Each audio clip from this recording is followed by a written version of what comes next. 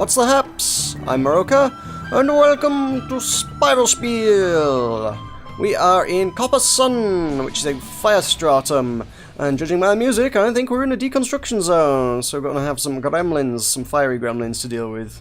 These guys ain't so tough. They ain't so tough. See? Big shockwave of death. That wipes them out. Let's do some Spiral Knights news, shall we? Some Spiral Knights news. Yeah! Because I nearly forgot to do the title music there. Yeah. Okay. So, Operation Zap, whereby we fool these guys into thinking we're constructs, if you're into that kind of thing. That is over. That is done. You can no longer fool them into thinking you're a construct. Unless you picked up the things during the promo, in which case you probably can still continue to them, because they're not going to go anywhere. I guess there'll be stuff on the auction house if you want to pick it up, but you'll be paying a premium compared to what you would have done whilst the promo was active, because people are going to be putting the prices up. Limited edition stuff, what don't you know? Limited time only offers and things. So, it is also Wednesday, so presumably we should expect to see something new this week. Even if it's just another promo. It probably will be, it seems to be the way of things, the way of the world these days. But you never know, you never know. Now, a couple of weeks back, I do recall saying that... Yeah, how do I see, I do that. I do recall saying that it must be nearly the 1-year anniversary of the announcement of the Gunner update. It was, actually. Check the forums. It turns out, I should have made this announcement last week, actually, because the 1-year anniversary of the announcement of the Gunner update was last Tuesday, the 7th of October. So, happy birthday announcement of the Gunner update. Yeah, I've been waiting a little while for that one. That's hopefully still in the works. I don't know. Maybe they've forgotten about it. They're like, guys, wasn't there something we're supposed to do? Nah, I don't think so. Should we design another hat? Yeah, let's design another hat. No, I'm really sure there was something we're supposed to do. I don't think there was. No. Wasn't there a update we were working on? Like a bomber update? No, that doesn't sound right. No. No, maybe not. Maybe I'm mistaken. No, let's just make another hat. Accurate depictions of life within the Three Rings offices from Meroka here. Just saying. So, that's nothing particularly significant about the 1-year date. It's just, make of it what you will. That's the thing. Let's kill some gremlins instead of making things of dates. That seems like a more productive strategy. So yeah, if there's anything noteworthy in the update world, I will obviously keep you posted on that one tonight, but seems likely that chances are it will be Promo Town. So there you go.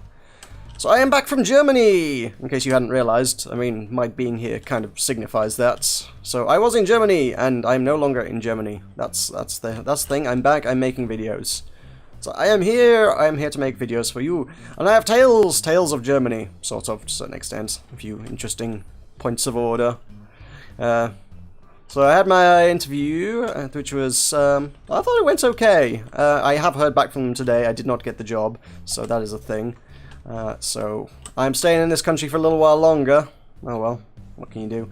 Honestly, I was a little bit anxious about going down that route anyway, even if they offered me the job. It's like, I don't know that I want to leave friends, family, and my current organisation of Button Mash in this country in order to move to a city which, honestly, all things considered, now that I've been there and seen it, honestly, I'm not quite convinced I particularly like Berlin as a city, so there was an element of that.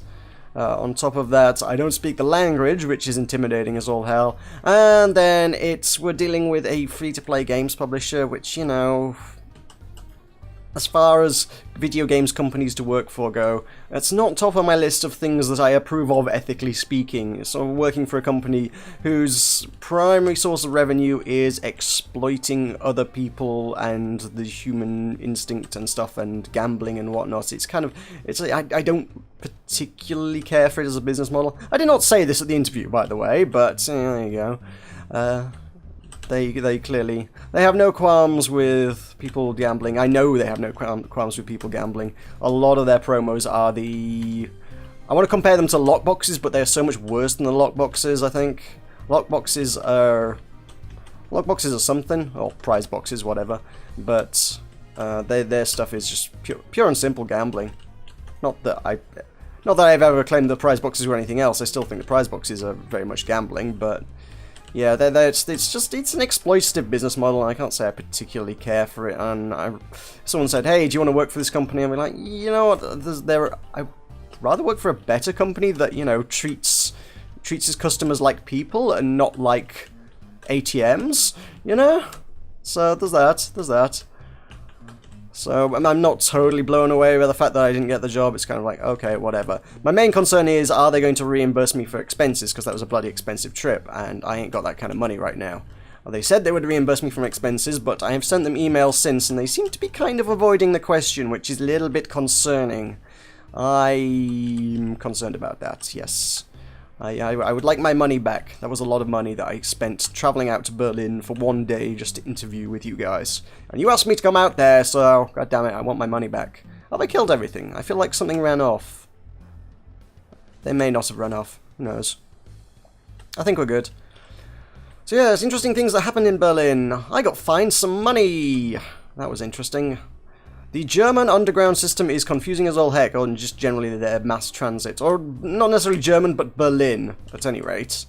So I got sold by the guy behind the desk at my hotel a pass that was like, yes, this will get you on all the public transport all day. I was like, cool, that's what I need. I want something with which I can see the city easy and simply. Just hop on any bus or train and go anywhere. These are nice. I like it when cities do that. It's like, what you need to do is you give it to the bus driver when you get on the bus in the first instance. He'll validate it, and from there you can go and see the city and see the sights and do what you will with it. The bus driver did not do that. I showed it to him as I got on the bus, and he just sort of disinterestedly waved me on the bus, just like, didn't even really say any words, he just sort of waved me on, and I'm like, hang on, wasn't there something that was supposed to happen there? That didn't seem to be a thing that happened. I was like, okay, I guess it's okay, because he's let me on the bus without whatever was happening, so I guess it must be okay. I took the bus to wherever I was going, proceeded to get onto the underground line, rode that for a while, quarter of an hour later as I'm approaching, getting fairly close to destination. I've not brought the right gear for this. Nuts. Let's hope I don't get eaten too much. Because this is a fire stratum, obviously all the enemies are all mixed up in different types, so one set of gear is not going to cut it across the whole stratum. So that's unfortunate. But yeah, so about a quarter of an hour in, some surly-looking German bloke approaches me, has a look at my ticket, scowls at me, says something in German, so I can't understand it, and then sort of followed by his gesturing that he wanted me to get off the train. Got off the train at the next stop, and he continues going on at me in German. I'm like, I can't understand you, I don't speak German. And eventually he got the grasp, and fortunately he did speak English, so yeah. Had a bit of a back and forth, explained that this was not explained, this was not clear, this was not obvious, and he was like, I'm sorry, you must pay the fine, this is what we do. It's like, what? Why? It's like, nowhere does it is clearly here on the ticket, in the tiniest, tiny writing in very faint grey on a white background. It says, ticket must be validated. It's like, really?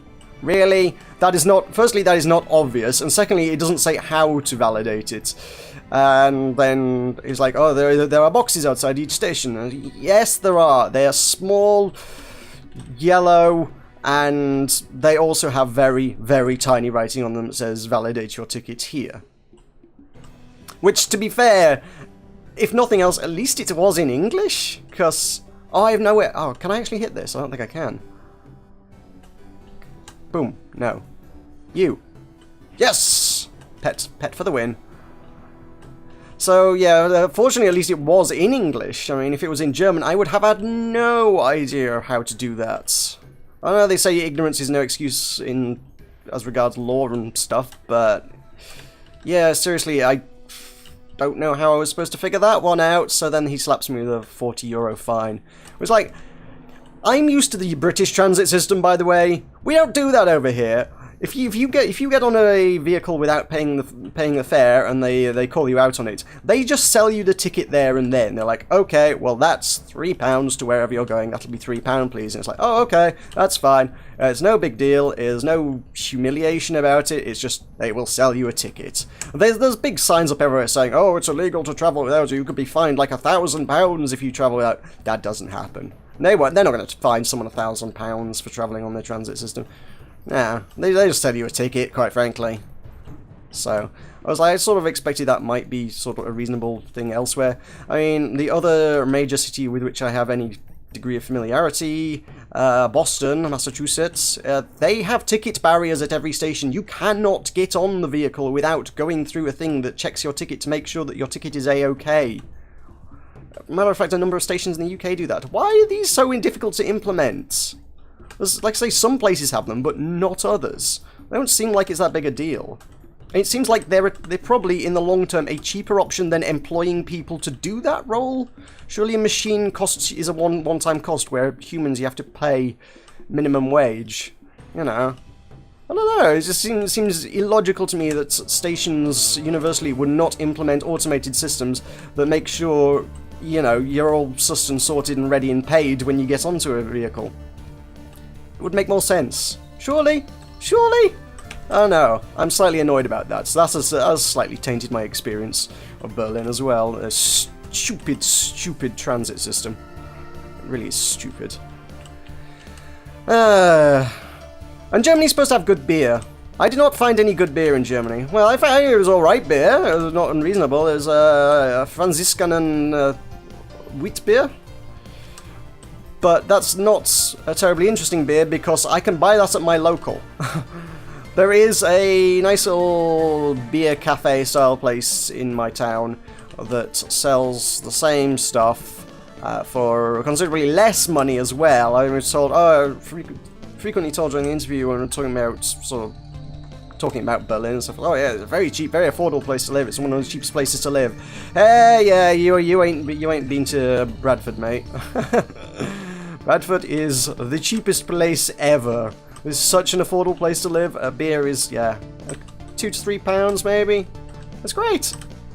So yeah, when I can pick up the same beer for, yeah, like £2 to £3, maybe a little bit more if we're talking about premium beer in a nice place, but not much more compared to, it was like €5 I was paying for a beer over there. Yeah, you know what? I'll stay at home, mate. It's just better beer, you know, better choices of beer, and it's the same stuff we got over there. So I've got access. All the beers they were selling, we import, so I've got access to all the same German beer, and I have all our wonderful British beer. So yeah, beer for the win. Also, Berlin's airport. That's a weird bloody thing. Their attitude to security is so bizarre.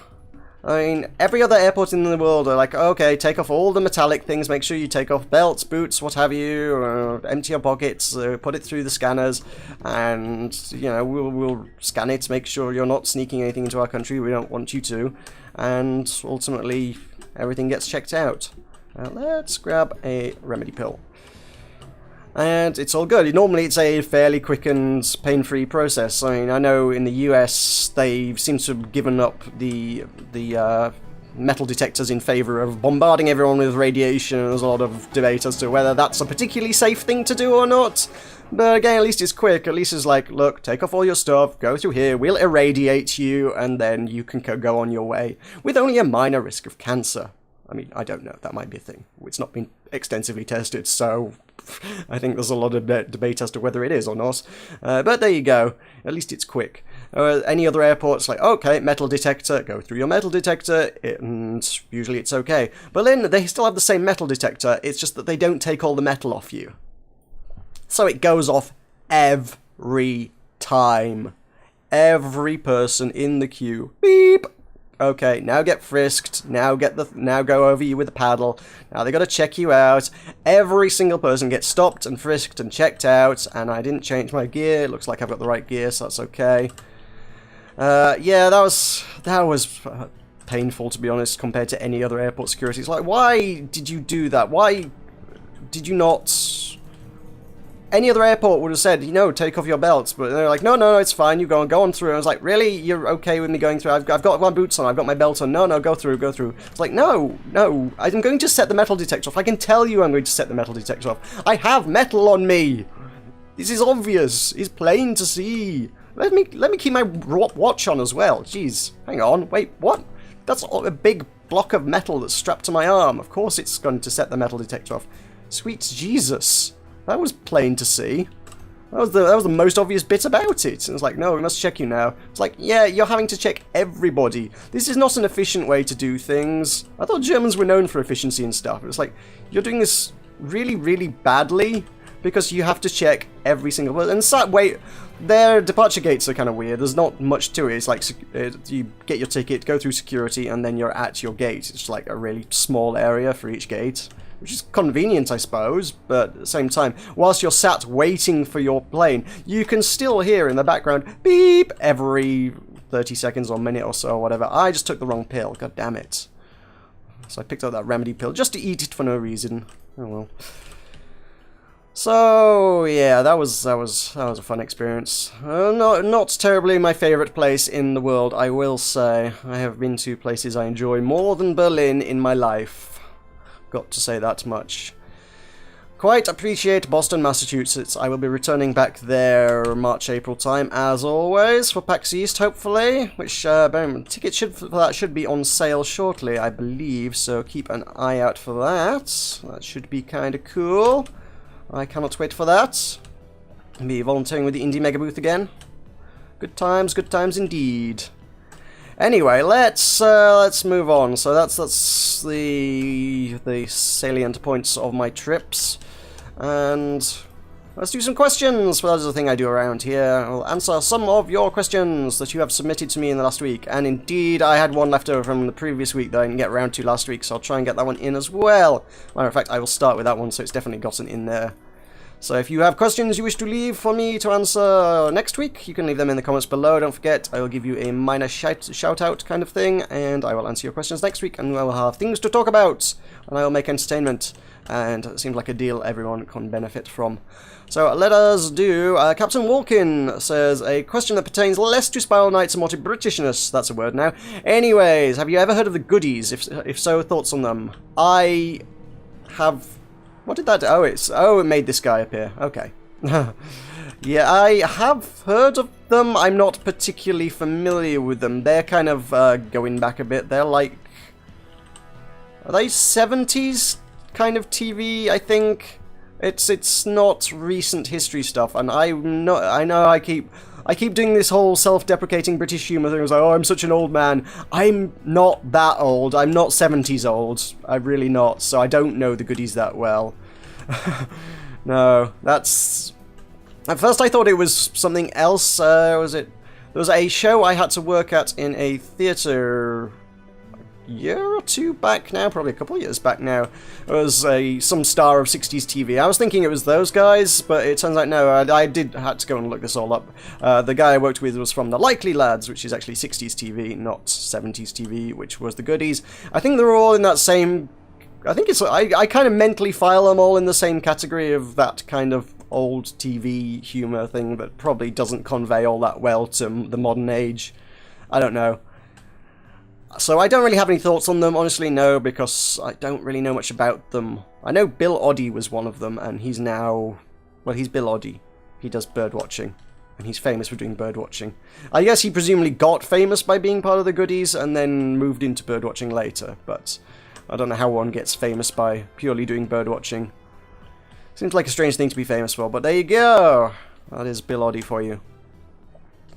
We have Julopa Ben Banana Plantage, who also says, you can just call me Julo, which I'm a little bit disappointed about, can I say? I don't want to call it... I like the name Julopa Ben Banana Plantage, because it's such a nice phrase to say.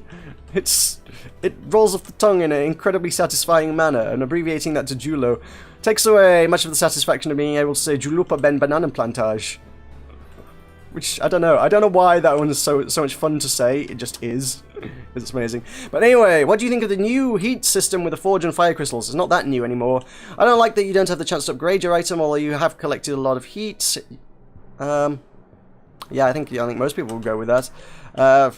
It's obviously to try and gate your progression now that you have. I mean, previously you were gated by the limited number of runs you could do in a day. Without buying a lot of crystal energy, you had to use your mist energy a lot, and so most people would do about 10 floors a day, and it would kind of stop there. Most people would do their 10 floors, assuming no revives. If you took revives, you'd be doing less floors, but thereabouts, you do about 10 floors a day, and that'd be it. That you'd get your heat from that, and most people probably wouldn't do much more than that. That was your limit. So then when they took the mist limits away, obviously that's kind of opening the door to being able to heat things up ludicrously fast, because firstly you can heat things up obviously multiple times per floor, and you've got unlimited floors per day. So people could go through that crazy fast, and it kind of defeated the heat system. So the whole point of the new heat system is to try and pace you a bit, so you can only heat up one thing per floor, and then only if you've got the materials necessary to do it. The primary problem, such as it is just the scarcity of 5-star heat crystals. I mean, we all know this at this point. I'm just stating the obvious right now. It's the rarity of radiance kind of really slows heating 5-star weapons down to a painful crawl, is what it is. Which way did I come? Did I come? Yeah, I guess I came from this way. I went from the other way. So yeah, it's a painfully slow process. Let's let my pet do that. It seems like that's... Oh, that worked out okay. That went pretty quick.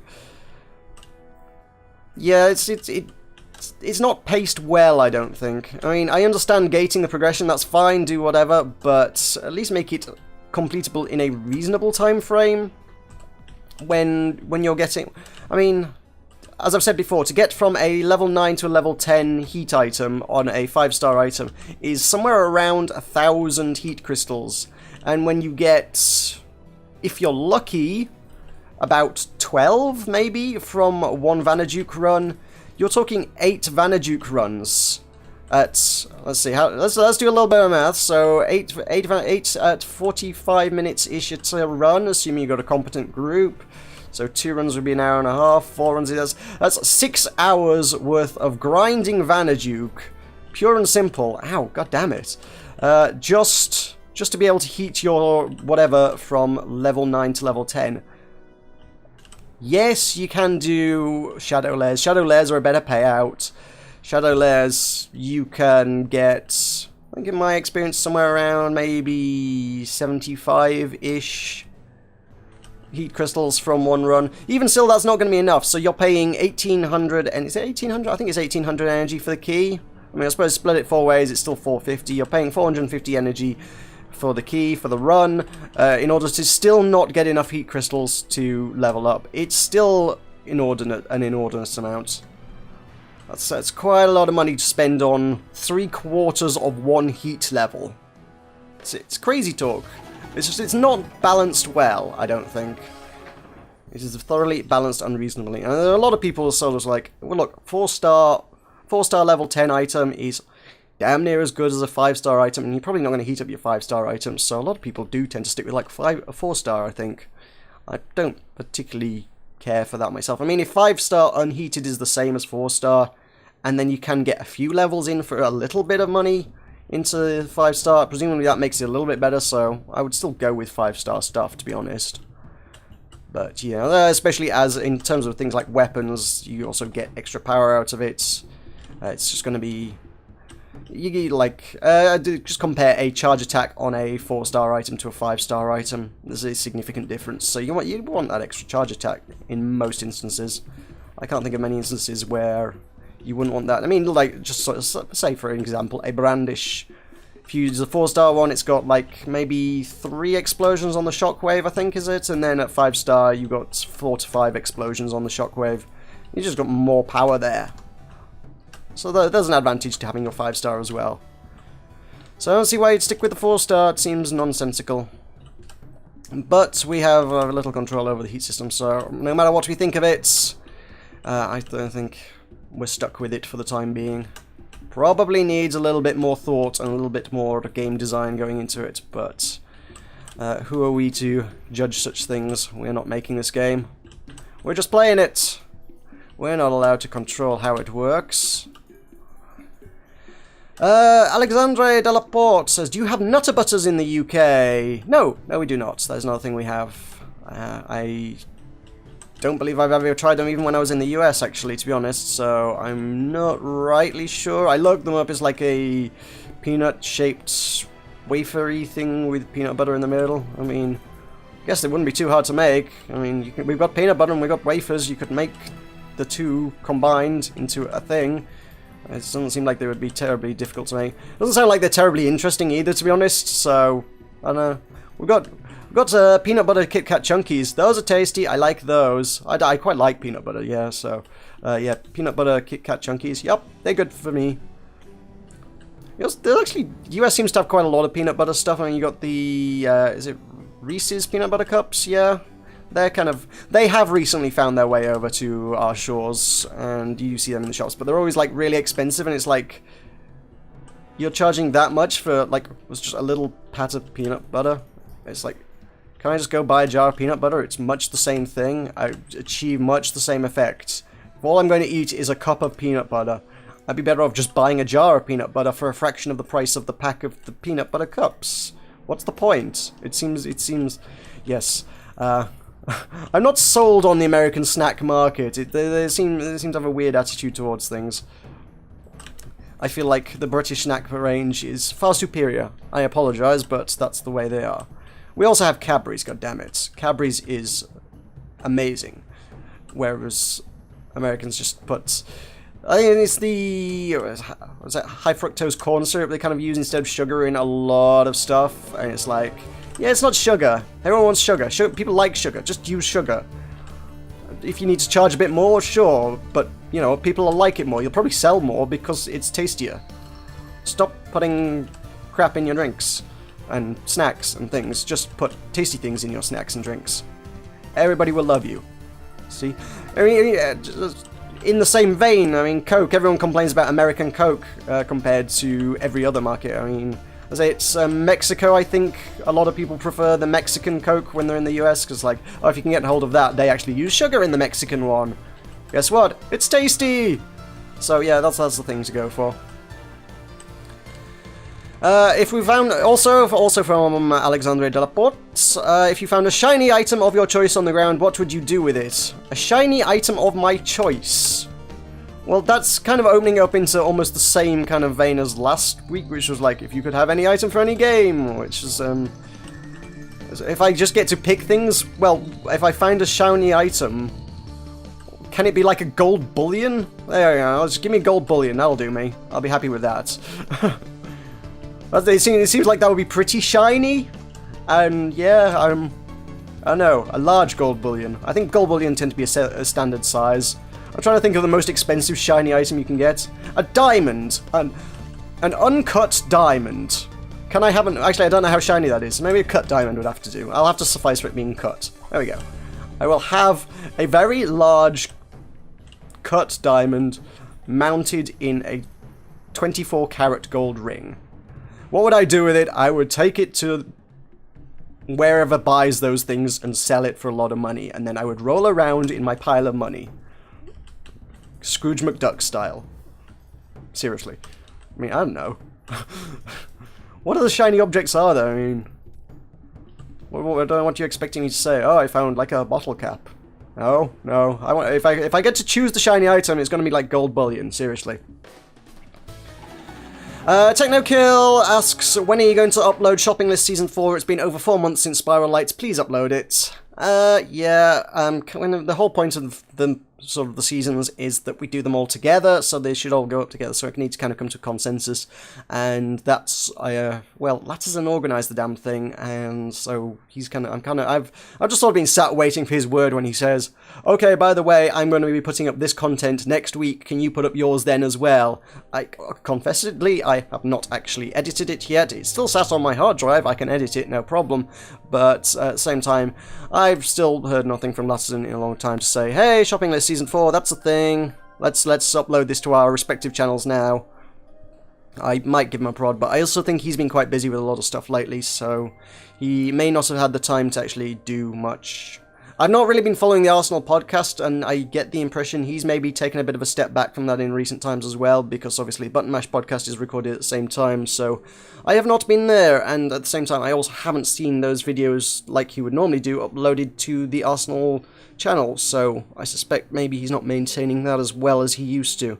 I don't know what the situation is in that particular instance, to be honest. I mostly have just been sat waiting for someone else's word to make that one happen. So, sorry on that one. I'll have a word and a prod and see what can be done about it. Anyway, that will wrap things up for today. Thank you very much for watching. Do not forget to check out my Patreon campaign on the outro in just a moment. Damn, this was the thing I was supposed to do. I was thinking I will give people a shout out when they subscribe to me on Patreon, just as a little bit of a thank you, and I have forgotten the name of the person who subscribed this week. I did get a new subscriber, so I'll do that next week. I will totally write down your name and and mention it in my notes and stuff, so that gets the thing. So yes, don't forget to check out my Patreon campaign in the outro in just a moment. Don't forget to check out the Button Mash podcast, linked below, and all of the other things. And don't forget to leave a like on the video if you enjoyed it, because that helps me out a bunch. But yes, that'll do it for now. Thank you very much for watching. I've been Meroka. This has been Spiel. I'll see you next time.